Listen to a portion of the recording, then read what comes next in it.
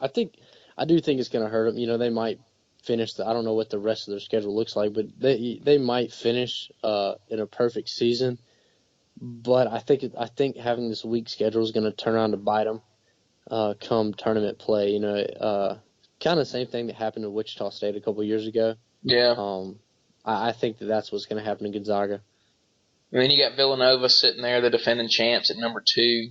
They had a lot of guys come back to this team, and they're a team that a lot of people think could repeat this year. But, that's very rare. I think the last team to do it in college basketball was Florida in 06 and 07. And they were really good both of those years. And Villanova's got a really good team. You got Kansas sitting up there at 20-3. Louisville at 19-4 can play. And they're a team that, if they can get hot come tournament time, they could definitely make a run because they can shoot it, and they score very well. Kentucky has really fallen off as of late. They're 2-3 in their last 5 games. They were up big last night and kind of blew it at the end and let LSU come back and get close. And Alabama coming off a big win last night at South Carolina. They blew a 16-point lead, but was able to pull it out. Which, to me, what was impressive about the win last night for Alabama was that they did it in overtime without Dejon Ingram, Braxton Key, and Jimmy Taylor.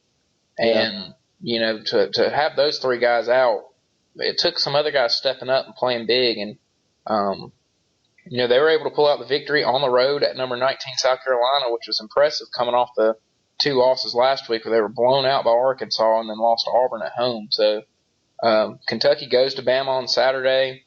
That game's going to be interesting. Kentucky's not playing well, and Bama just always tends to play Kentucky really well at home. I remember, I think it was 2011 when Kentucky came to Coleman Coliseum and Alabama got the upset that night, and Kentucky was really good that year. And so they're struggling right now, but that Kentucky will figure it out come tournament time. And that, to me, that's what's making them dangerous, is that they're not playing well right now, and they could get hot around tournament time. And I think they have a team that can make a deep run in the tournament. I mean, they got 2 guys that can score in Monk and De'Aaron Fox, and they've got some big guys down low they can get the ball to. And if they would just play some defense, they would definitely have a chance to win the national championship this year, I think. But to me, they don't play enough defense. They score a lot, but they let the other team score too. I mean, they let LSU put up 85 last night, and LSU has lost, I think, 13 straight now. So, wow.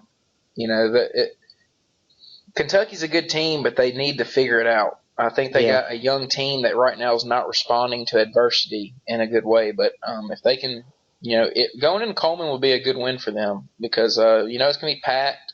It'll probably be sold out again on Saturday. And I think it's already sold out. Yeah, which, probably 40% of that will be Kentucky fans. But, for real. Still is going to be a lot of excitement around that game. So, you got to look for, if Kentucky can win that game, they might can get hot here, heading towards SEC's tournament time because we're getting close. I think we're 5 after Saturday. It'll be 5 games away from SEC tournament play. So, we're getting closer and closer to March, and that's when it's time to turn it up. Another team to watch for in basketball is Virginia. They play some suffocating defense, and they kind of play the way Alabama does. They try to keep you, below 60. And if they can get over that 60 mark, they win. And they do a good job. And Cincinnati also is another really good team, 21-2, ranked number 11 in the country, that has a good shot at making a deep run in the tournament. So, we're getting closer to March, and I'm looking forward to it. It's, one of my favorite times of the year is when March Madness comes around. Yeah, should be good. I think Kentucky should. I think they'll be okay just because they've showed a lot of potential, especially earlier in the season. Oh, yeah.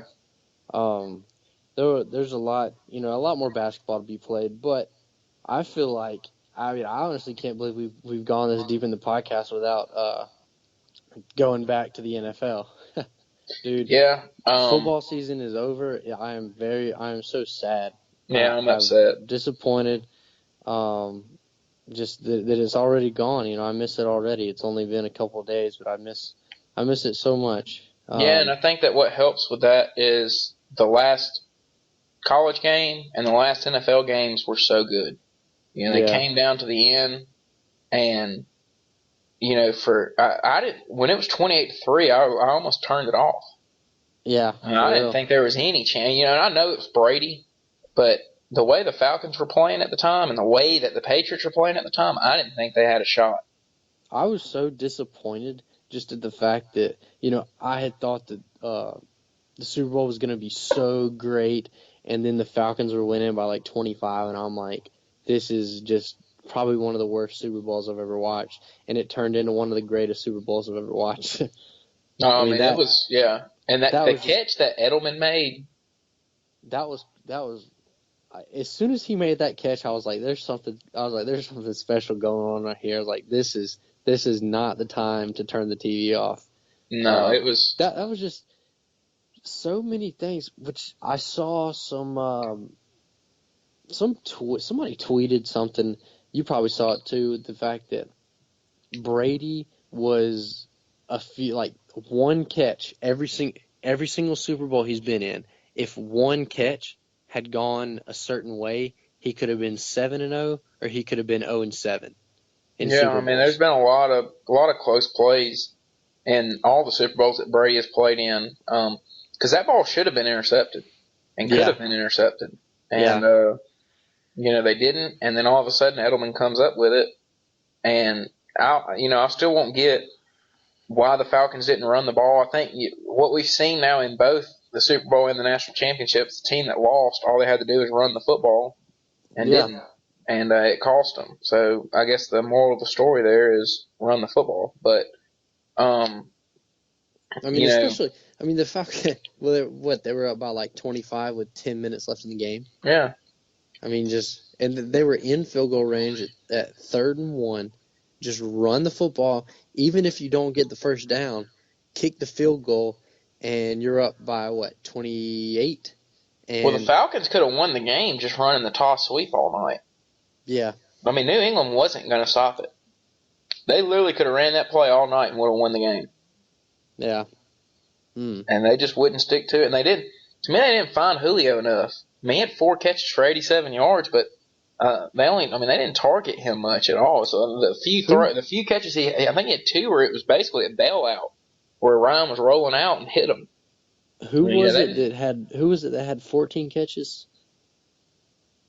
Was it Gabriel? Did he have 14? I don't think so. Somebody had 14. I don't know. I think it was somebody on the Falcons, but it might have been somebody on the Patriots. I don't think it was somebody on the Patriots. But that was crazy. I think there was 3 Super Bowl records set. Well, Tom Brady Brady, had the most his passing passing yards. yard, yeah. Um, and whoever had the 14 catches, I think that's a record also. It was And White for New England. James White had 14 oh, catches for 110 yards and a touchdown. okay, so yeah, it was somebody for New England. So New England holds the record for most passing yards by a quarterback, most catches in a game in a Super Bowl at 14, and then the largest comeback of a Super Bowl in history. I mean, that was just an incredible game. And also, what amazed me is the Falcons. They were so hot, going into halftime, and they kind of came out after Well, they came out halftime. and scored, yeah. Yeah, they came out and scored, and that was the last score they had all night. Well, they shut it down. Yeah, I mean You they can't do that. completely You went. can't shut They it can. down. They went super conservative after that. They were basically like, okay, let's just sit on it for the remaining 30 minutes, or actually probably then it was like 20 minutes. Let's just sit on the ball, just you know not do anything crazy. Don't turn it over. And then it ended up coming around to bite them. They obviously Matt Ryan fumbled, and then they had the 3rd and 1 play where they roll out and try to throw down the field, and he ends up getting sacked for like 13 yards or 15 yards or however long it was, and put him out of field goal range. So I mean, there was in the first half, the Falcons could do no wrong, and in the second half, the Falcons couldn't do anything right. Well, I mean, to me, it just goes to play calling. And I kind of Yeah, laughed a little bit at them hiring Steve Sarkisian. I saw a bunch of people on Twitter that were tweeting at Steve Sarkisian saying, well, I know you'll run the ball with the lead. And I kind of just wanted to laugh and say, yeah, yeah, he'll run the ball with the lead. That's all he had to do in the national championship, in my opinion. I know Scarborough going out, it caused the game plan to change. But to me, the guy that came in for him wasn't a 1,000-yard rusher for Alabama this year. So Right. that's going to be interesting to see. There's a lot of mixed reports with Sarkisian going to the Falcons. There's some reports that it was kind of a mutual parting between him and Saban, where they kind of disagreed on some things on the way they wanted the offense to, the direction they wanted it to go. And then there's other people that just say that he just got a better opportunity and Saban told him to take it. And yeah, that's what I heard also. That he just somebody or I think the Falcons called Saban and was like, hey, is it okay if we offer Sarkisian? And Saban was like, yeah, I think that'll be a good fit. I think that Saban's got somebody coming in behind him, or he knows obviously. Yeah, he's always got a plan. It's going to be interesting to see who it is, what it is. The thing is that people don't realize Saban does a good job when he hires coaches of kind of hiring them based off their recruiting background, if you know what I mean. He gets guys, Lane Kiffin and Sarkisian were his West Coast guys. Lane Kiffin's the reason Blake Barnett came. Lane Kiffin's the reason that Najee Harris came. And or not the reason, but I mean, he was their recruiter. He's the guy that went out there and recruited, did all that. And so, right. It's gonna be, there's a lot of people saying Chip Kelly, which to me would make sense in that sense of, getting a guy that can go out on the West Coast and recruit. But I don't think that the offensive philosophies fit at all. And Saban is starting to go more up tempo, but Kelly just does it in a different way. And it would be interesting to see Chip Kelly with Alabama players with the talent that Alabama has and that offense, and if it would work or not. That'd be really interesting to see. But I don't think it's going to happen. Chip Kelly has said he wants to stay in the NFL, and I don't really know if Saban even thought about Chip Kelly, but there's people that have talked about it. But it will be interesting to see the direction that they go for the offensive coordinator position. And me and you talked about it a little bit yesterday. Billy Napier left for Arizona State. Had he stayed, it probably would be his job. So now it's just going to be really interesting to see if they go to another school and get somebody, if they hire within the staff, or what they do. But it was kind of a surprise. I definitely wasn't expecting Sarkisian to leave, but I'm also not upset with it either. So but it is big news in here during the off season. Right. But I know, who is it? Shanahan. Was it Kyle Shanahan? Yeah. Left to take the 49ers job, and Sarkisian went. How do you feel about the Shanahan to San Francisco? I think it's a good move for San Francisco. I never got why San Francisco hired Chip Kelly, and then fired him after a year. I didn't. That was weird. I never really got why they fired Jim Harbaugh, but there's a lot of report. We'll see how Harbaugh does at Michigan year 3, because he has a lot of gimmicks and all that, and once they don't win, people kind of get tired of it. Mm-hmm. And so we'll see. We'll see with Jim Harbaugh. He hadn't lasted a long time at many places. Yeah. And so I think he's good enough to do with the talent that he has. He might bring in some pretty good talented guys, but I think for the most part, I don't think that he's the kind of coach who's gonna, push his guys and make them a lot better and work and put together a championship team is what I'm trying to say. I don't feel like he's that kind of guy to put together a championship team. But I do think that he's gonna keep Michigan, as probably a top 10 school. They might make if he's there for five more years, they might make the playoffs 2 years. But I think that he'll keep him around the top 10. But I don't really think that they have much of a push for a legitimate national title. Yeah, I would agree with that.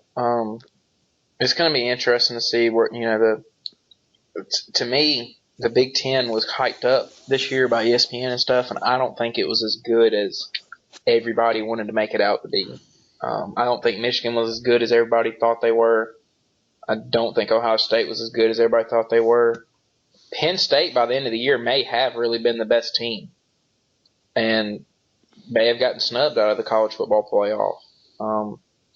We'll see what that does now, if they're going to expand it or not. It's kind of surprising to me, though, you hadn't really heard as much talk about. You would think that would cause a lot more talk on expanding the